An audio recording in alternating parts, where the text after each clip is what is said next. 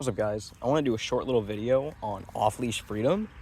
So as you can see, my dog is out here and he's wearing one thing on his neck. Now my dog is also trusted to recall me anytime I tell him to. Now what does that mean when it comes to off-leash freedom? You see, when it comes to off-leash freedom, you can trust your dog because you recognize that your dog isn't going to do anything that puts him in danger, right? Like there's all these cars passing by, there's squirrels that are going to be running around, but no matter where I go, if I say, Cedar, come, good boy, he will. Break, you're free. Because I've worked so long with him on putting that as his baseline foundation. And if that's his foundation and he knows that is the baseline, I need to listen to dad when dad says come, otherwise something bad might happen. What's worse? Me telling him with very clear communication, a 6 on an electric collar to come, or him getting hit by a car. Now, it's not always life and death. However, people also trust you more when you can prove that you have control of your dog. A lot of people say, oh yeah, I just let my dog off leash and then I don't know what's gonna happen when I walk away from it. Why would you want that? Why would you want that instead of being able to show people that you and your dog are trustworthy and being able to tell people very clearly that your dog is well-mannered? Like if I say out, okay, you're free. You're okay, get it. Show people that you have control of your dog. Don't make people guess, because when you leave people guessing, especially when it comes to dogs, it leaves people scared. Like let's say me, I do protection training with my dog, but he still has a fantastic layer of obedience and control work. And the other day, I was out in public doing some protection work. I don't live in a suburban neighborhood. I was in the Lowe's parking lot. I don't really give a shit if people are going to be hearing my dog barking. It's a dog. Go home.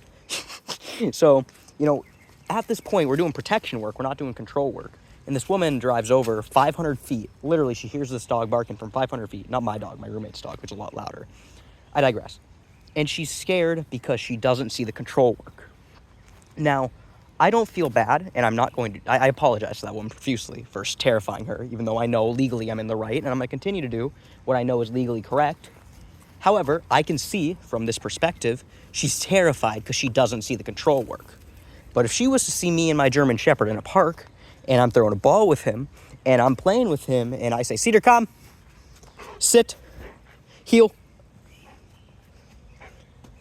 I might be the person who makes her want a German Shepherd. If she sees that he can do all this, but she sees him biting in a parking lot and goes, oh my God, that dog's gonna kill me and my family. And that terrifies her, yes, because she doesn't see the control work. Control work, off-leash freedom, on-leash freedom, trusting your dog in your house, trusting your dog in your car, trusting your dog around family, friends, neighbors, strangers. All of this goes down to control work. All of this goes down to relationship too.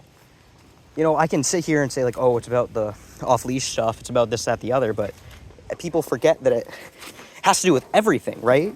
Like he can be off-leash because I play with him. He can be off-leash because he trusts me. He can be off-leash, sit, because I'm a good owner who put in the time. Platz. Yep. And not everyone has the time or the resources that I've had. And so what I want to do is I want to get into helping people more and showing you guys how to get this, right? How to get that sweet, nice freaking dog who listens and out when you says to. Sit. Does that when you say to. Heel. Does this when you say to. And even if cars are coming, I can just go walk in the street right now and he's going to stay right near me. Now, he's doing like some focus heel bullshit. He doesn't need to do focus heel bullshit. I'm just regular heeling, guys. Sit. Good. Yep. All of these things coincide. Your control work, your relationship, your obedience, your on-leash work, your off-leash work, your inside training, your outside training, how you let the dog handle you when you're sitting in your bed.